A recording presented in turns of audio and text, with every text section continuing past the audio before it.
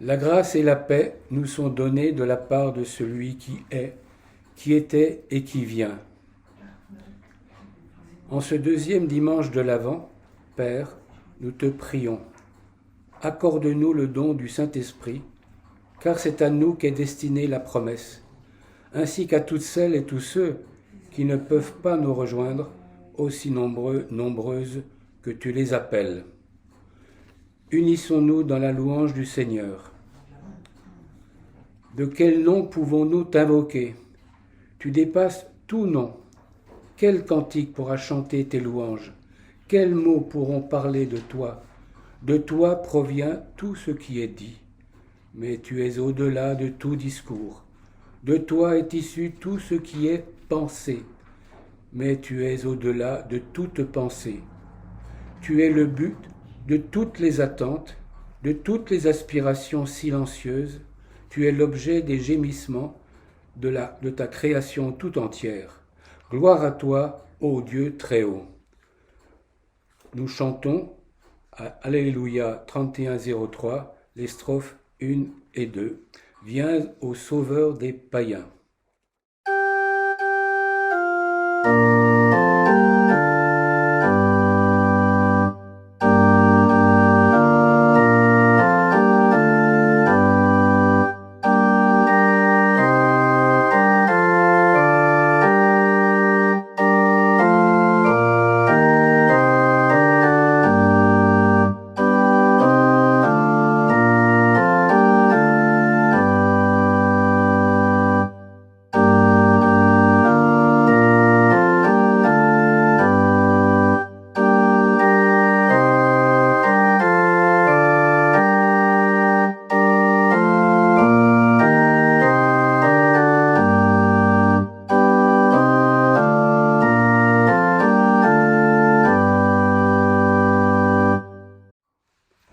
Prière d'accueil de la parole.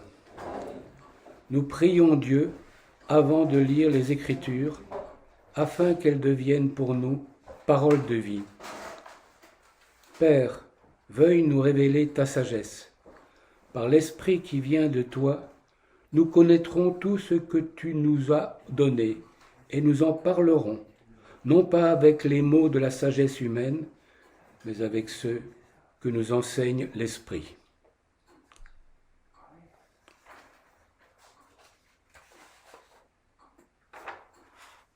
Parmi les lectures de ce jour, j'ai retenu le début de l'évangile de Marc.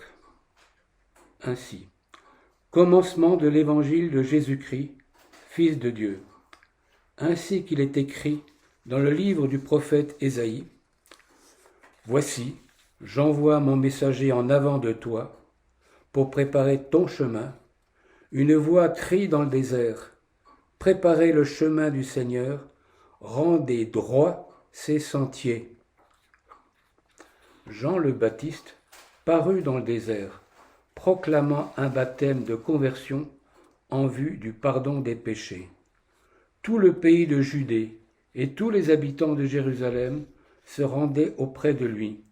Ils se faisaient baptiser par lui dans le Jourdain en confessant leurs péchés. Jean était vêtu de poils de chameau, avec une ceinture de cuir autour des reins. Il se nourrissait de sauterelles et de miel sauvage.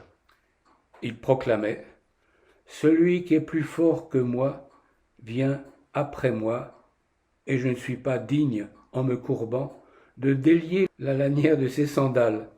Moi, je vous ai baptisé d'eau, mais lui vous baptisera d'Esprit Saint. » Le texte de l'évangile de Marc, que nous lisons aujourd'hui, en ce deuxième dimanche de l'Avent, est un texte avec plusieurs entrées. Je nous propose de le lire ou de le relire en commençant par un personnage bien connu, Jean le Baptiste. Commencement de l'évangile de Jésus-Christ, Fils de Dieu, l'évangile, c'est-à-dire la bonne nouvelle annoncée par Jésus-Christ. Plus loin, Il est question d'un messager, mon messager. Ce messager devient un homme concret avec un nom, Jean le Baptiste, une résidence, le désert, un vêtement et un régime alimentaire bien particulier, poils de chameau, sauterelles et miel sauvage. Selon un commentateur de cet évangile, ce mode de vie est inhumain et absurde, et les contemporains de Jean le Baptiste ont vite fait de conclure que Jean avait perdu la tête. Si le Baptiste vit dans un pareil dénuement, s'il fait de son existence un désert, c'est parce qu'il sait que Jésus vient et que cette venue culminera avec le don de l'Esprit Saint. Revenons au commencement de l'Évangile selon Marc. Commencement, c'est le cas de le dire. Ce qui peut étonner après une xième lecture, c'est la sobriété de cette entame, la brièveté de cette attaque. Commencement de la bonne nouvelle. Non pas bonne nouvelle de Marc, ou selon Marc, mais bonne nouvelle de Jésus-Christ, Fils de Dieu.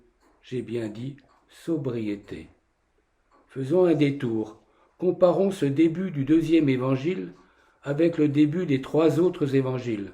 Rassurez-vous, ce sera court.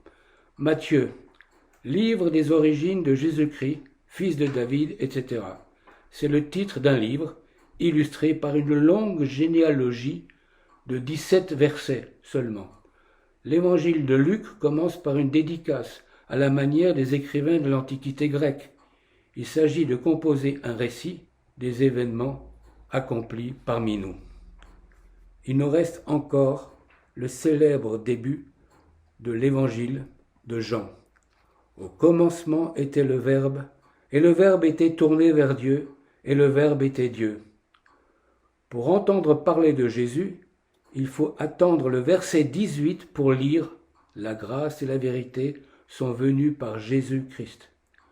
On trouve bien le mot « commencement », mais ce n'est vraiment pas le même commencement que chez Marc. Alors revenons à Marc, commencement de l'évangile de Jésus-Christ, Fils de Dieu. Tout est dit. Suit un retour en arrière, un retour de plus d'un demi-millénaire.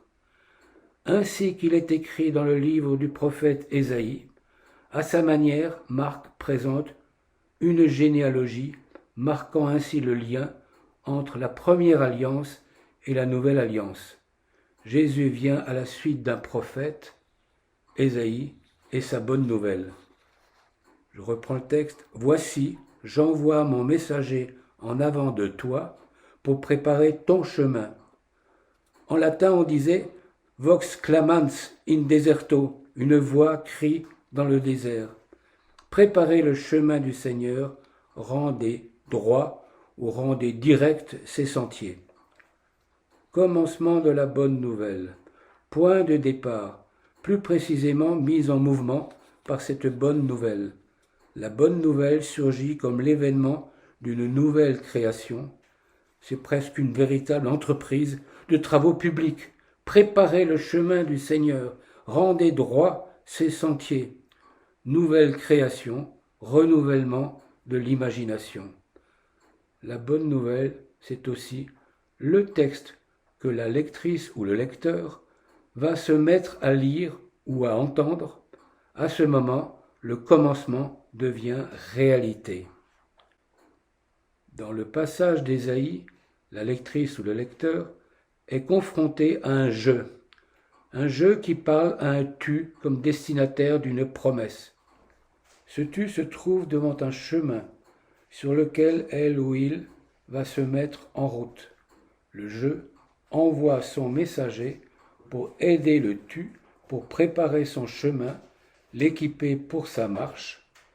Qui est ce tu, si ce n'est la lectrice ou le lecteur, qui vient de commencer la lecture ou d'être auditrice ou auditeur au cours d'une lecture publique? La question de savoir qui est le jeu qui s'adresse au tu et qui est celui qui t'envoie un messager pour aménager ton chemin, c'est une question ouverte. L'essentiel est de rencontrer le messager que la voix met devant tes yeux. Qui dit commencement, dit action, changement pour une transformation par le souffle de l'Esprit. Arrive donc Jean le Baptiste, c'est le précurseur, il est le messager qui court en avant du Messie. Cet homme, Jésus, dans les évangiles, invite à la confiance. Il transmet aux paralytiques l'autorité de se lever de leur grabat. Il délivre les démoniaques de leurs addictions. Il permet aux aveugles de voir et il rend aux êtres humains leur humanité. C'est dans la parole espérée et reçue, dans la rencontre de ce commencement et de ma propre histoire, que j'entends ce bon message. Amen. Nous glissons de la prière d'intercession. Seigneur, nous ne savons pas te prier comme il convient. Viens toi-même dans nos cœurs, intercéder par ton esprit. Pour nos familles et nos amis, pour tous ceux qui souffrent, les malades, les infirmes et les mourants, les maltraités par la société et les isolés, les torturés et les réfugiés, nous te prions, Seigneur. Pour tous ceux qui luttent, qui cherchent, qui désespèrent, pour ceux qui sont abattus par l'épreuve ou dont la foi chancelle, aide-les à trouver le chemin qui mène vers toi, nous te prions, Seigneur. Pour notre cité et notre peuple, si prompt à l'enthousiasme et au découragement, pour ceux qui nous gouvernent, pour tous les peuples de la terre et la paix dans le monde, pour les familles des victimes des attentats perpétrés sous notre sol et dans le monde, nous te prions, Seigneur. Pour notre communauté, pour ceux qui exercent un ministère parmi nous, pour l'Église universelle, pour sa fidélité et pour sa vigilance, dans l'attente de ton royaume, pour l'unité de ton corps sur la terre, nous te prions, Seigneur. Nous te le demandons au nom de Jésus-Christ. Amen.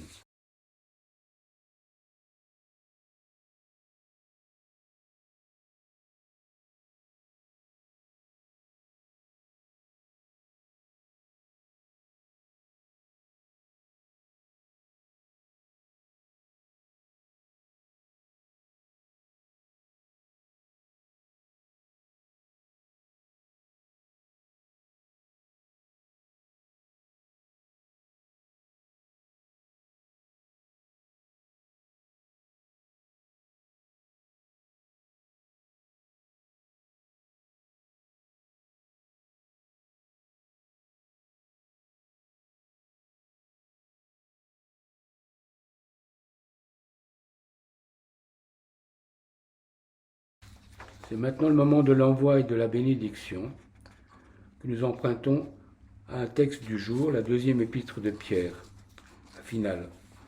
Eh bien, mes amis, vous voilà prévenus. Tenez-vous sur vos gardes. Ne vous laissez pas arracher à votre assurance, mais croissez dans la grâce et la reconnaissance de notre Seigneur et Sauveur Jésus-Christ. À lui soit la gloire dès maintenant et jusqu'au jour de l'éternité. La paix de Dieu qui surpasse toute intelligence garde vos cœurs et vos pensées en Jésus-Christ. Le chant final est au 36-18, les strophes 1 à 3. Nous marchons vers l'unité.